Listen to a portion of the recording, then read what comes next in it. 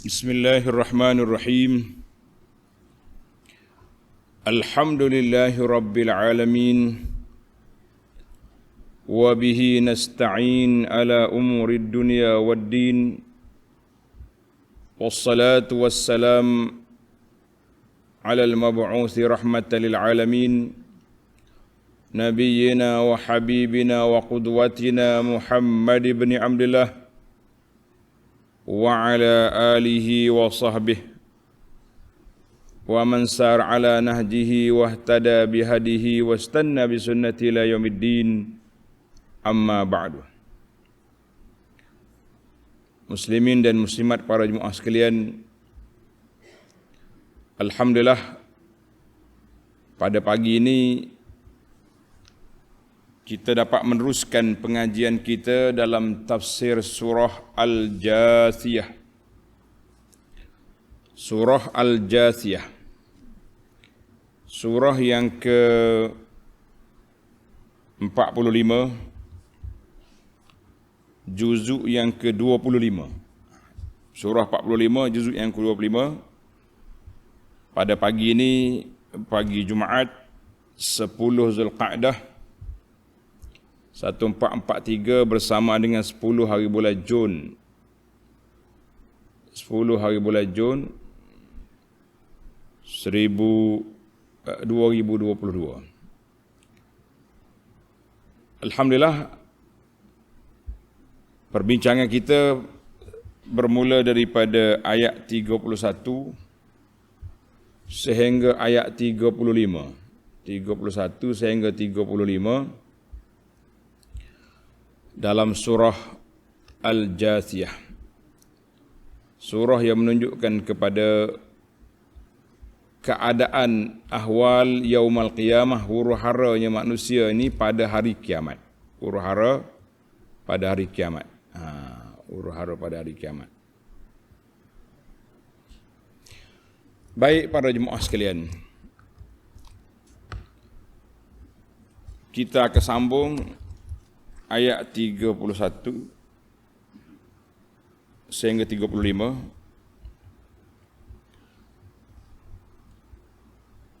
Ini masalah kita bila baca ni.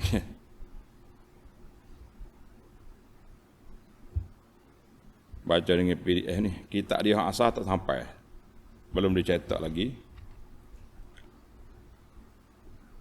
Sekali dia lari, kita pun cari.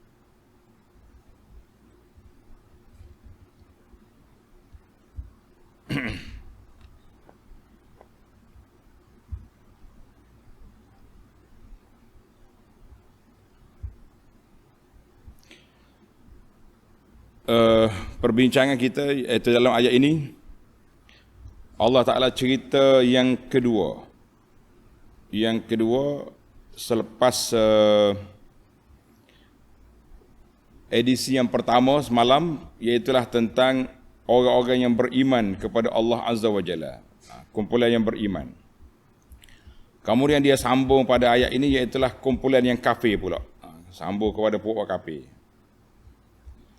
Gitulah uslubul Quran, sama ada dia mula dengan orang kafir dulu ataupun dia mula dengan orang beriman kemudian diikuti dengan kumpulan yang tersebut, maka itu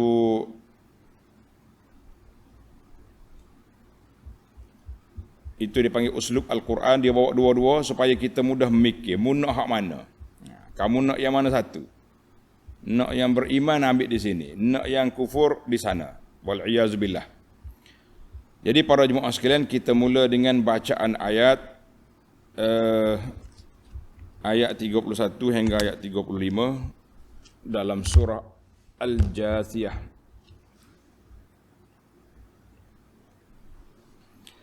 Bagi jemaah yang ada tafsir pimpinan Ar-Rahman, tengok muka surat 1100. Muka surat 1100. A'udzu billahi as-sami'il 'alim minasy syaithanir rajim.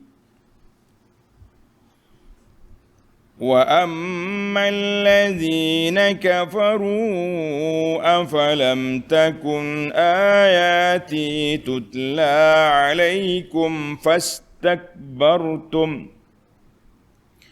فاستكبرتم وكنتم قوما مجرمين وإذا قيل إن وعد الله حق والساعة لا ريب فيها قلتم ما ندري ما الساعة إن نظن إلا ظنا وما نحن بمستيقنين وبدا لهم سيئات ما عملوا وحاق بهم ما كانوا به يستهزئون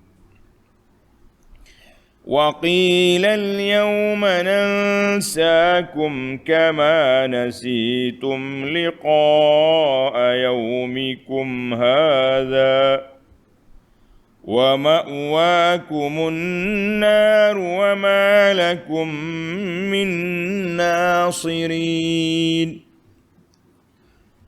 ذلكم بأنكم اتخذتم آيات الله هزوا وغرتكم الحياة الدنيا فاليوم لا يخرجون منها ولا هم يستعتبون.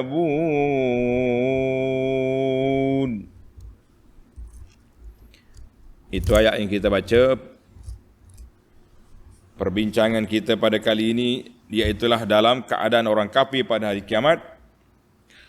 Keangkuhan mereka di dunia menyebabkan mereka terseksa di akhirat.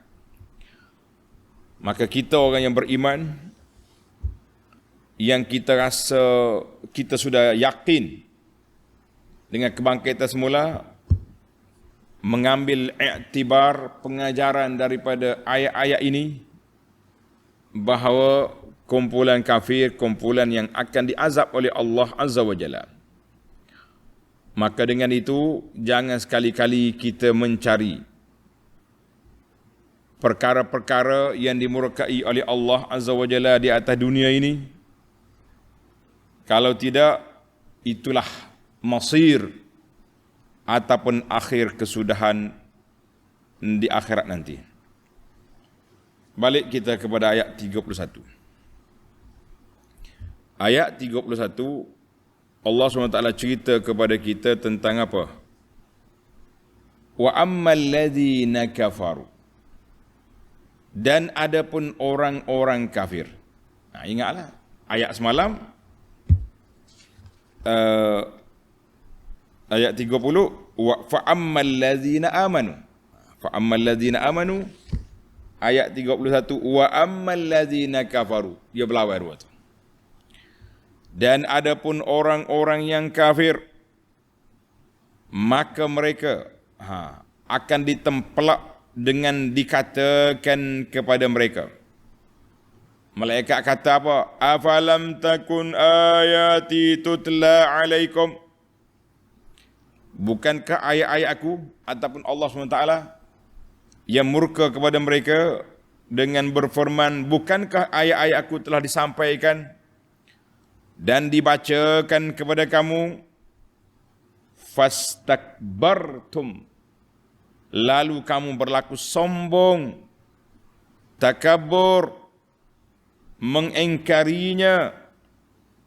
Wa kuntum qauman mujrimin, serta kamu menjadi kaum yang sentiasa melakukan kesalahan. Jadi para jemaah sekalian, ayat ini Allah Ta'ala cerita tempelak ataupun kemurkaan kepada puak-puak kafir.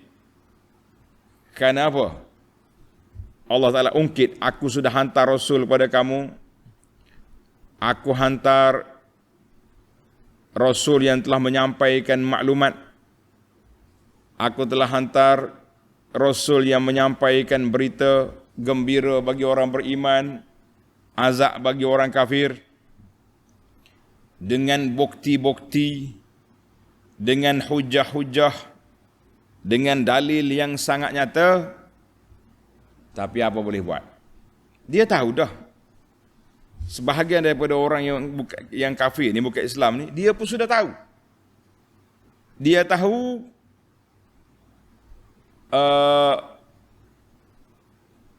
maklumat sudah sampai, tapi mereka kerah kepala. Kenapa? Kerana nak mengingkari apa yang diperintah oleh Allah.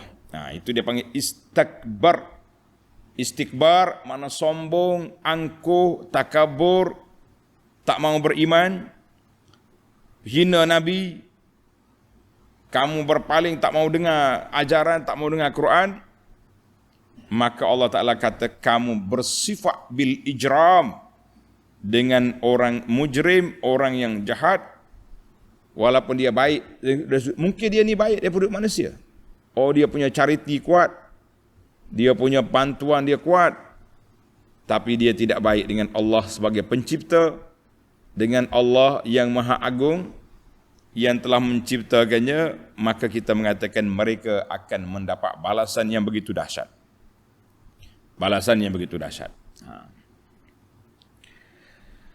Baik para pelajar sekalian, kita pergi pada ayat yang kedua, ayat 32. Wa idza qila inna wa'dallahi haqq, dan apabila dikatakan kepada kamu, sesungguhnya janji Allah membalas amal kamu adalah benar. Bila Tuhan berjanji, janjinya benar. Tuhan kata, aku nak balas. Yang baik pun dapat, yang buruk pun dapat. Na'udzubillah daripada yang buruk. Was-sa'atu la raiba fiha, dan hari kiamat itu tidak ada sebarang syak padanya. Hari kiamat tidak ada keraguan. Dia akan berlaku, akan berlaku. Apa jadi? Qultum ma nadri mas-sa'ah. Kamu berkata, kami tidak mengetahui apa dia hari kiamat itu. Allahu Akbar. Ini dipanggil sombong. Sombong, takabur, angkuh. Orang bagi tahu kiamat. Apa kiamat? Tok nenek yang mati belum pernah balik lagi. Dia punya hujah tok nenek. Maknanya dalam ulama tafsir kata, idza qila lahum, bila Nabi SAW atau para pendakwah menceritakan kepada mereka janji Allah Ta'ala benar, bangkit semula benar, benda ni akan berlaku, Allah Ta'ala akan kumpul kamu di akhirat.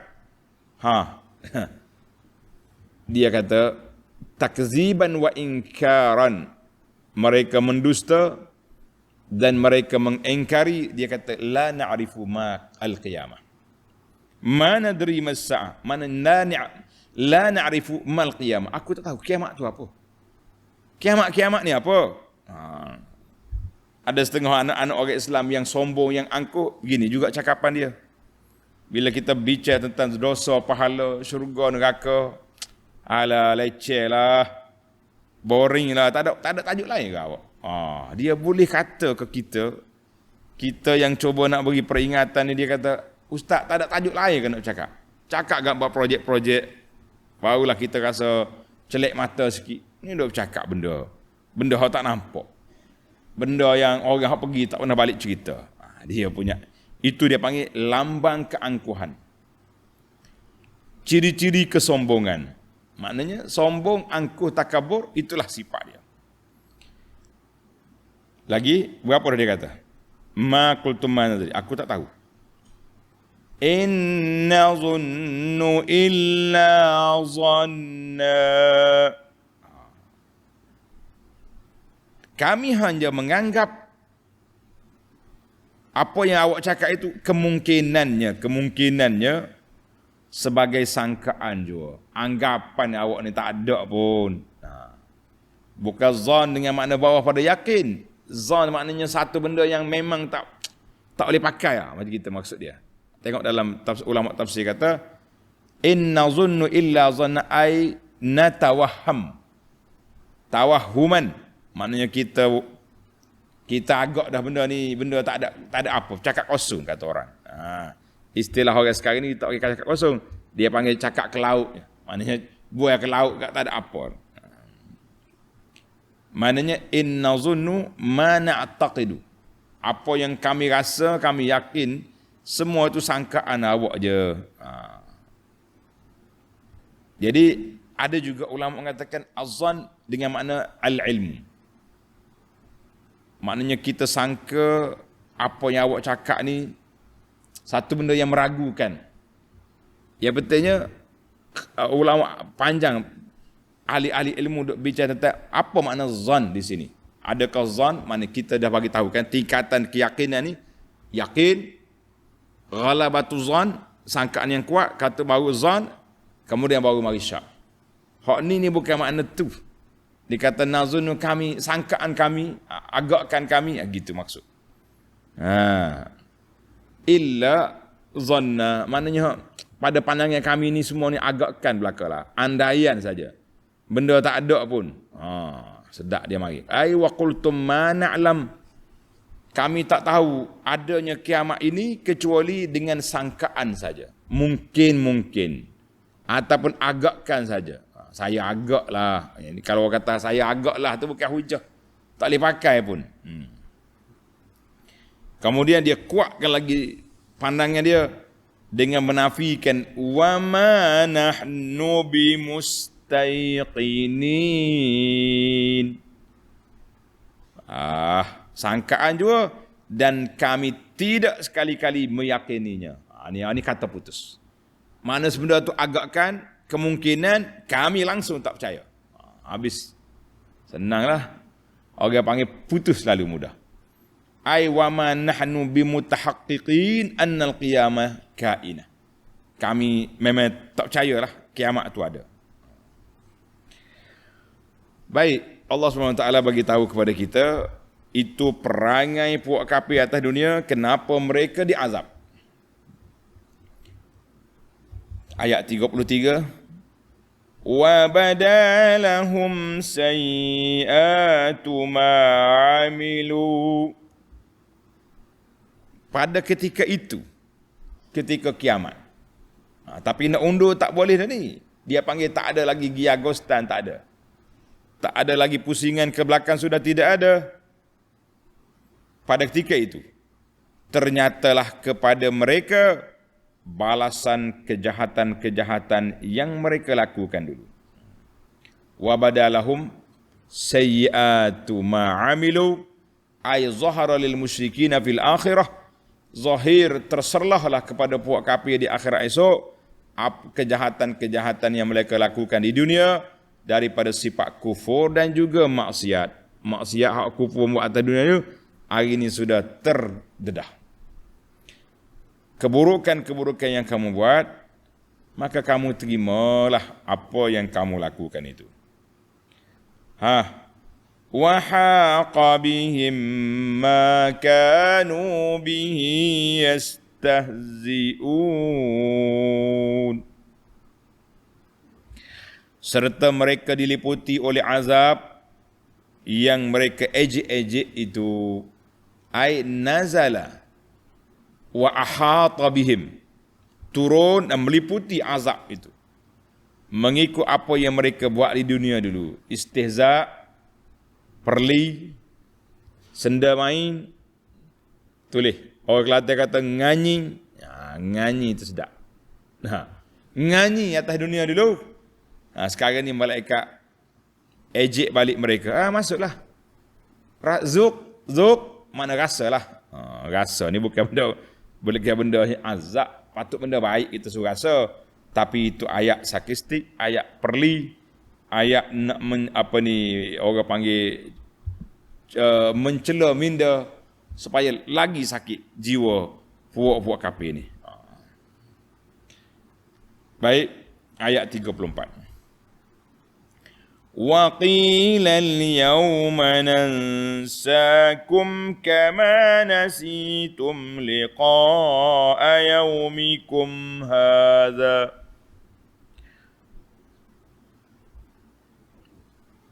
Dan dikatakan kepada mereka, bila ni setelah dicampur ke dalam neraka Jahannam, na'udzubillah, azab meliputi dari semua sudut, nak keluar tak boleh, nak lompat tak boleh. Makna ayat ini makin memberi tekanan dari sudut jiwa. Buat kafir yang sedang dalam azab, al-yawma nansakum, pada hari ini kami tidak hiraukan kamu menderita dalam azab seksa. Duduklah situ. Aku peduli apa kita? Macam gitulah ayat. Peduli apa aku? Mu pandai-pandailah cari penyakit sangat. Kama nasitum liqa'a yaumikum hadza. Pada hari ini kami tidak hiraukan kamu menderita dalam azab seksa, sebagaimana kamu tidak hiraukan persiapan untuk menemui hari kamu ini. Ya yuqalu lahum, dikatakan kepada puak-puak kafir, hari ini kami biarkan kamu dalam azab, sebagaimana kamu atas dunia dulu meninggalkan iman dan ketaatan kepada Allah, dan meninggalkan membuat persiapan untuk bertemu dengan hari yang berdahsyat ini. Jadi oleh kerana mu tak hirau atas dunia dulu, kita pun di sini juga tak hirau kepada kamu. Allah al-musta'an. Ayat ini cukup menakutkan kita para jemaah sekalian. Kenapa tak takut? Sebab kita punya amaran sudah ada. Cuma kerah kepala tak dengar kata. Apa boleh buat? Nasib lah. Ayat ini ditafsirkan dengan ayat yang tuan-tuan baru dengar daripada imam tadi. Tulis. Dalam surah As-Sajdah. Dalam surah As-Sajdah ayat 14. فَذُوقُوا بِمَا نَسِيتُمْ لِقَاءَ يَوْمِكُمْ هَذَا إِنَّا نَسِينَاكُمْ وَذُوقُوا عَذَابَ الْخُلْدِ بِمَا كُنْتُمْ تَعْمَلُونَ. Kena ingatlah ayat pagi Jumaat ni memang ayat mencabar. Kerana itu Nabi SAW suruh kita baca pagi Jumaat surah As-Sajdah dan juga surah Hal Ata 'alal Insan. Dua-duanya menyentuh tentang kiamat, tentang akhirat, supaya kita setiap minggu digilak telinga kita, diasap dengan ayat-ayat yang menyebut tentang kiamat. Fazuqu, rasalah apa yang kamu lupa tentang perjumpaan pada hari. Inna nasinakum, hari ini aku lupalah, buat lupa untuk nak bantu kamu. Wazuqu azabal khuldi bima kuntum ta'malun, rasakanlah azab yang kekal dengan apa yang kamu kerjakan. Surah As-Sajdah. Allahumma inna nas'aluka salamata wal afiyah.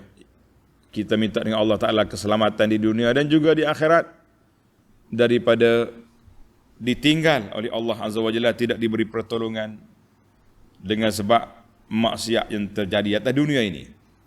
Jadi supaya kita tidak termasuk dalam kumpulan itu, inilah yang kita duk tadabbur.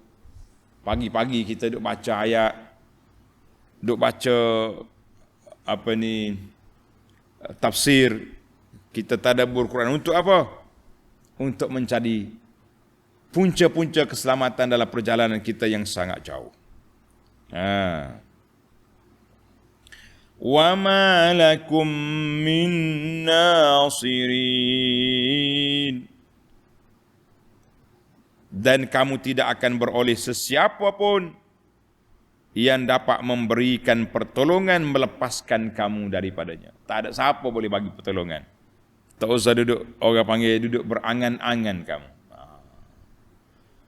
Tak ada siapa. Dia, kalau Allah Ta'ala dah nafikan tak ada siapa lah. Ayat ini ditafsirkan dengan ayat surah Ali Imran ayat 56. Ali Imran ayat 56. فَأَمَّا الَّذِينَ كَفَرُوا فَأُعَذِّبُهُمْ عَذَابًا شَدِيدًا فِي الدُّنْيَا وَالْآخِرَةِ وَمَا لَهُمْ مِنْ نَاصِرِينَ. Jadi puak-puak kafir, kami sediakan bagi mereka azab yang dahsyat pada di dunia dan juga di akhirat. Mana ada sebagian mereka kena azab dah di atas dunia ni, sebagaimana Allah Ta'ala azabnya Abu Jahal dengan dimati terbunuh dalam peperangan Badar. Di akhirat esok banyaklah. Wa ma lahum min nasirin, tidak ada bagi mereka pembantu, tak ada siapa nak tolong. Kenapa? Puncanya mari daripada mana? Tengok ayat 35, Allah jawab. Zalikum bi annakum ittakhadtum ayatillahi huzwa. Balasan buruk yang demikian itu ialah kerana kamu telah menjadikan ayat-ayat Allah sebagai ejek-ejekan. Ini punca. Puncanya, sebab apa puak kafir ni kena seksa, kena azab? Sebab mereka jadikan ayat Allah sebagai ejekan, main-main.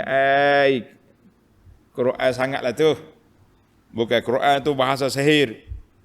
Macam-macam dia punya mainan, dia punya kerenah, dia punya putar belik. Yang pentingnya dia tak mau beriman. Zalika yahullu bikum. Allah Ta'ala kata azab ni menimpa kamu dengan sebab kamu yang pertama, tulis, sebab yang pertama kamu main-main, senda main, perli nganyi kepada ayat-ayat Allah. Satu. Yang kedua, wa gharratkumul hayatud dunya, dan kerana kamu telah membiarkan diri kamu diperdayakan oleh kehidupan dunia. Ai wa bisababin khida'ikum bil hayatid dunya, dengan sebab kamu terpedaya dengan dunia, semua benda kamu gomo belaka. Halal haram tak ada kira. Halal haram tidak dipedulikan. Kemudian apa lagi yang mereka nak? Segala kemewahan mereka cari. Halal haram tak ada logo halal bagi dia, tak ada logo haram. Kita orang Islam ni mencari logo halal. Orang kafir bagi dia tak ada logo halal dengan haram, tak ada. Asalkan boleh jalan. Riba, rasuah, apa benda lah, jali belaka. Allahu Akbar.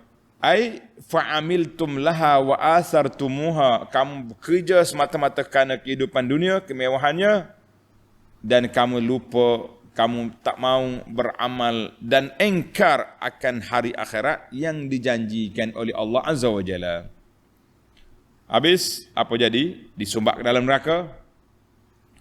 Pada ketika itu mereka tak akan keluar lagi daripada neraka. Allah kata apa? فَالْيَوْمَ لَا يُخْرَجُونَ مِنْهَا, maka pada hari itu mereka tidak akan dikeluarkan oleh Allah dari neraka, tak keluar dah. فَالْيَوْمَ لَا يُخْرَجْ أُولَئِكَ الْكَافِرُونَ مِنَ النَّارِ, tidak dikeluarkan kafir daripada neraka. Duduk situlah dia. Sampai ke bila? Allah Ta'ala tentukan sampai bila. Wallahu alam. Kalau tengok dalam ayat Quran, khalidina fiha, kekal di situ. Yang ketiga, hukumannya yang akhir, Allah Ta'ala sebut di akhir ayat, wala hum yusta'tabun, dan mereka tidak diberi peluang untuk bertobat, memperbaiki kesalahan mereka. Ai la yuradduna ila dunya, mereka tidak akan kembali lagi ke dunia, liya'malu salihan, untuk tukar amalan jadi baik, tak ada. Walahum yusta'tabun, pada hari kiamat Allah Ta'ala tak suruh lagi dia buat benda baik. Hari ni sepakat solat belakang. Mesti akur sebab dia sudah dalam azab. Mana yusta'tabu la yutlab. Tidak dituntut daripada mereka itu melakukan benda baik dengan melakukan taubat dan ketaatan sehingga boleh menghilangkan azab yang mereka ada. Tak ada peluang lagi dah. Maknanya mereka juga tidak diberi peluang untuk kembali ke dunia. Dunia bukan tempat dia lagi. Dunia sudah hilang, sudah tamat tempoh. Yang ada depan dia azab yang berterusan. Na'udzubillah. Kita minta perlindungan Allah Ta'ala daripada azab neraka, walaupun sekejap tak mau disentuh kita oleh api neraka. Tidak mau disentuh oleh api neraka. Jangan cubalah kata sekejap yang masuk neraka tu. Dia ingat neraka ni macam penjara polis. Penjara polis ada makan, ada minum, ada tempat duduk. Tapi ini neraka. Jangan bercakap. Kita kata orang, kita duduk ni nak bercakap biar berpijak di bumi nyata. Jangan suka-suka bercakap. Tak apa neraka kejap lah. Itu pandangan orang kafir. Dia kata kita masuk neraka sehari atau 2 hari je. Siapa dia bagi awak autoriti untuk bercakap sedemikian? Dia sendiri tu guna kepala dia untuk nak menyelamatkan dia. Siapa dia boleh bagi? Tak ada orang boleh bagi. Allahu Akbar. Baiklah para pelajar sekalian, para jemaah sekalian, kita berpindah kepada mencari beberapa 5 faedah ataupun beberapa faedah yang boleh kita kutip dalam ayat 31 hingga 35 ini. Faedah yang pertama.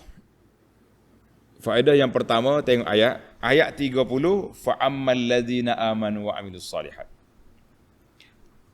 Ayat 31, wa ammal ladzina kafaru. Ayat ini Allah sebut 2 je. Mukmin syurga. Kafir neraka. Dan termasuk ahli maksiat, na'udzubillah. Walam yazkur qisman salisan. Allah tak sebut kumpulan yang ketiga. Maka ayat ini menolak satu fahaman Mu'tazilah. Dengan ni Mu'tazilah satu daripada kumpulan ajaran sesat yang mengatakan ada orang duduk manzilatun baina manzilataini. Duduk atas pagar. Syurga pun duduk, neraka pun duduk. Tidak ada. Immal jannah wa ilman nar. 2 yang ada. Syurga, neraka. Atas pagar tidak ada. Kan ada dalam surah Al-A'raf. Suratul A'raf ada. Al-A'raf ni orang duduk tengah-tengah. Itu sekejap je. Sekejap. Maknanya bila orang ni timbangan antara amalan dengan kejahatan sama banyak, dia duduk situ sekejap. Tapi biasanya dengan limpah kurnia Allah Azza wa Jalla, mereka akan selamat. Pahaman Mu'tazilah dia kata, duduk. Bukan sekejap tu. Maka situ duduk dia. Bukan syurga, bukan neraka. Mana paling kau ni sejuk, paling kau ni panas. Tidak ada, itu pahaman yang tidak ada. Dia kata pandangan Mu'tazilah itu batil. Suatu pandangan yang tidak benar. Kata-kata ini dihuraikan oleh Ar-Razi dalam tafsirnya. Fakhrul Ar-Razi dalam tafsir dia kata ini pandangan batil yang dipegang oleh Mu'tazilah yang tak boleh kita pakai. Yang tak boleh kita pakai. Baik, kita pergi pada faedah yang kedua. Faedah yang kedua, ayat yang sama. Wa ammal ladzina kafaru fastakbartum. Naknya ayat fastakbartum. Istikbar makna sombong. Allah Ta'ala letak sifat orang kafir ni sombong, istikbar, lish li'annahu min syarril khilal. Di antara sifat yang terburuk yang ada dalam diri manusia, sifat sombong. Boleh katakan penguasa-penguasa dunia yang angkuh, yang sombong, binasa belaka. Dengan Fir'aunnya istikbaran fil ardi. Boleh kata ketua-ketua tu bersifat istikbar. Kita atas dunia hari ini pun para jemaah sekalian, kalau ada sifat istikbar, sifat sombong dalam diri, kita juga akan binasa. Na'udzubillah. Maka dalam ayat ini wa ammal ladzina kafaru, Allah kata apa? Fastakbartum wa kuntum qauman mujrimin 'ala al-istihqaq al-uqubah. Allah Taala nyatakan sebab-sebab kenapa mereka diseksa. Kenapa? Sebab bila dibaca kepada mereka ayat Quran, bila Nabi menyampaikan dakwah kepada mereka, istakbaru an qabuliha. Mereka sombong daripada menerimanya. Jadi ayat ini menunjukkan kepada bahayanya sombong. Orang sombong, orang ni tak boleh masuk syurga. Kita orang Islam dah ni pun kalau sombong, kena humban dalam neraka dulu. Na'udzubillah. Ayat ini menunjukkan kepada annal wajibat, perkara yang wajib yang kita kena buat ni mari daripada mana? Mari daripada ajaran syarak. Ini kata Ar-Razi sekali lagi, khilafan lima yaquluhu al-Mu'tazilah. Berbeza dengan pandangan Mu'tazilah berkata min anna ba'dal wajibat qad yajibu bil aqli. Ada sebahagian daripada kewajipan agama ini wajib dengan akal.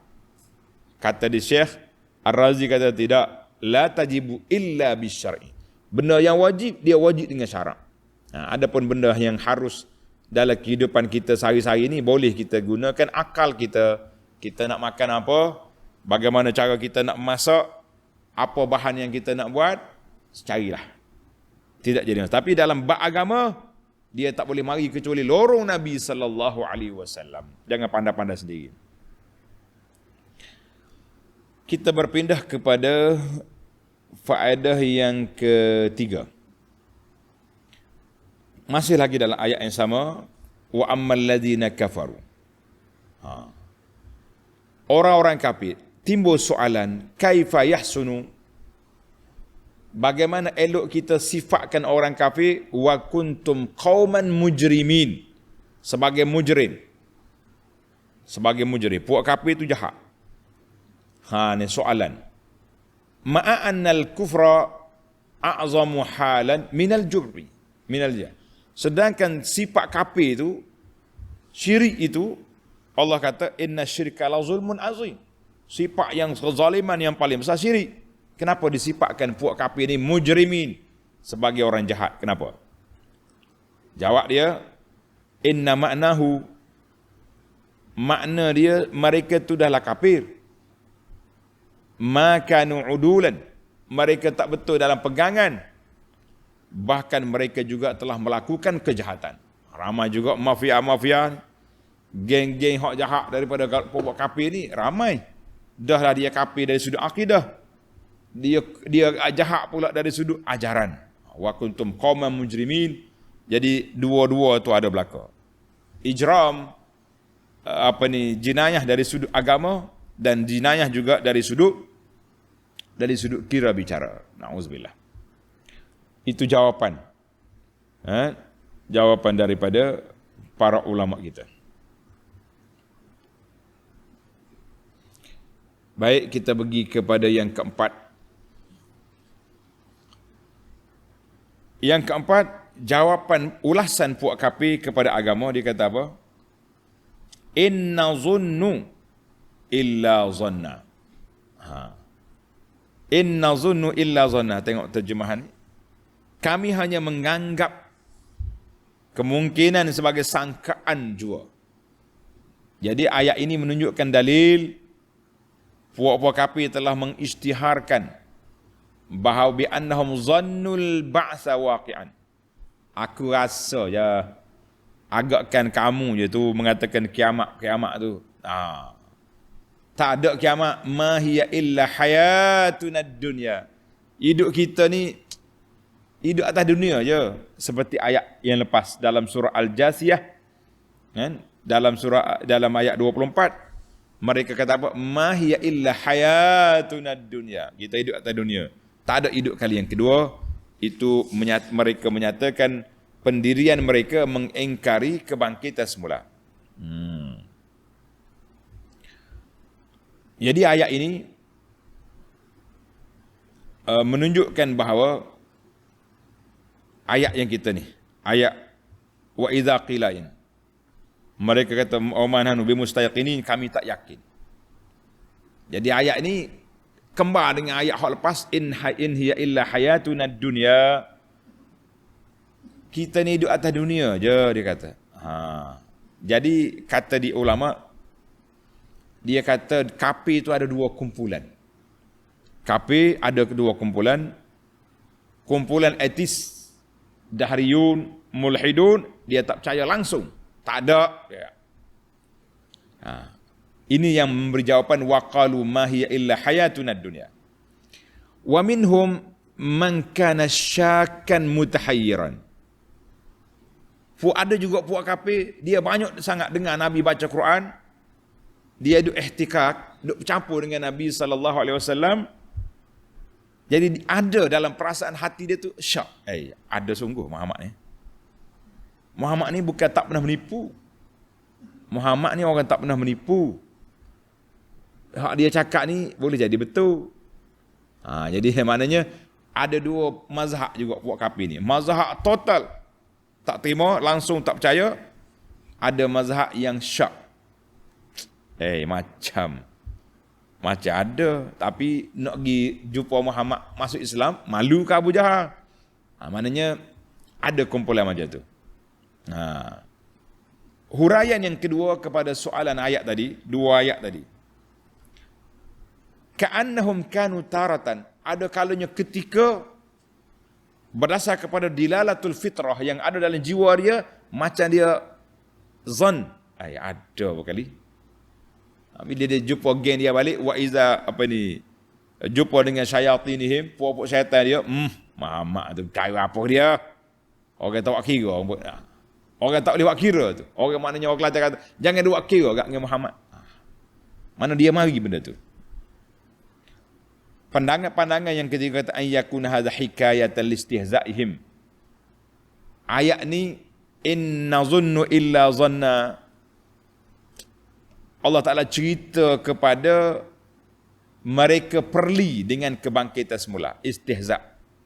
Dalilnya Allah Ta'ala sebut di akhir ayat 33 tadi, wa haqa bihim ma kanu bihi yastahzi'un. Mereka duk main-main atas dunia dulu. Sekarang aku bagi pada kamu balasan. Na'udzubillah.